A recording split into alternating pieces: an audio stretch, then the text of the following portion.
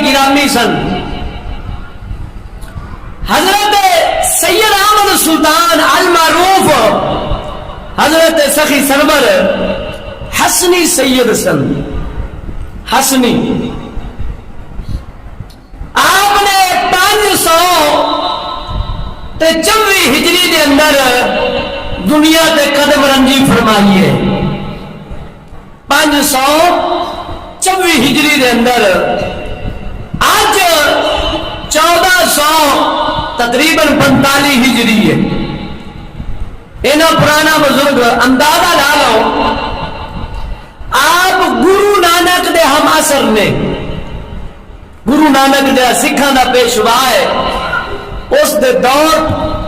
تے حضرت سخی سرور دا دور ایک ہے ایکو دور دے اندر آپ پیدا ہوئے نے جنہیں کہ کئی سکھ اپنی کتب دے اندر لکھتے ہیں جب آپ نے دنیا تے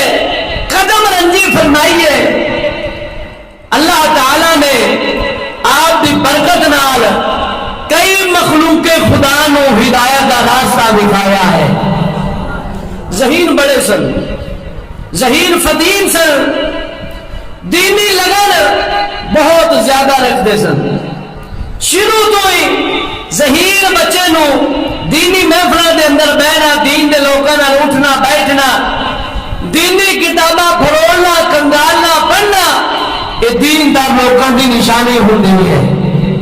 بہت زیادہ ذہین سن حضرت سخی سرور آپ کے والد گرامی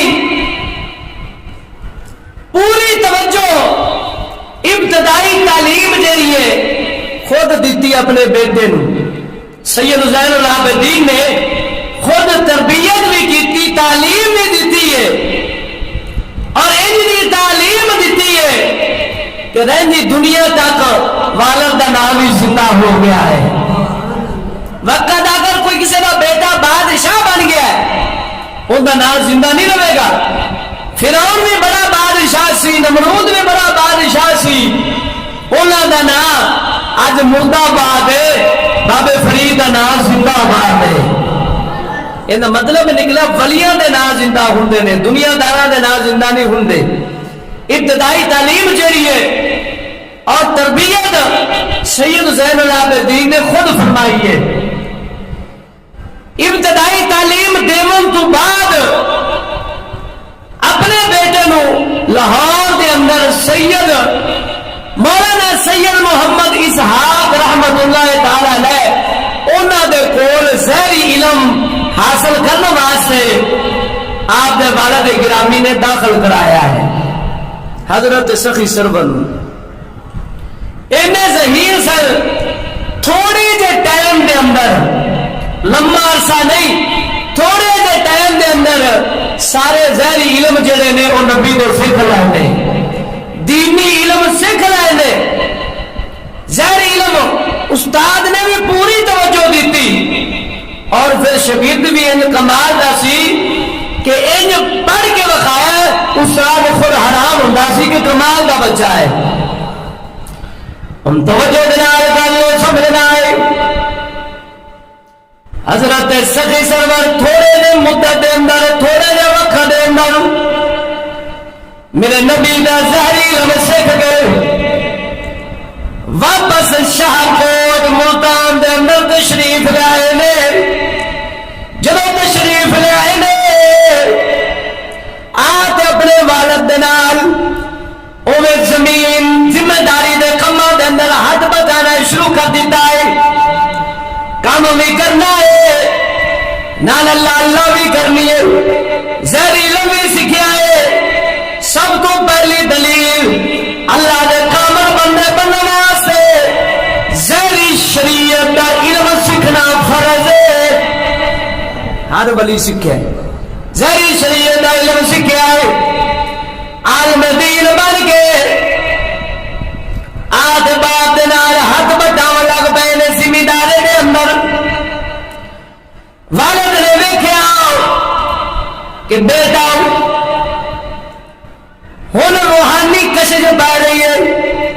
اللہ دی معرفت والے توجہ کر رہے ہیں رب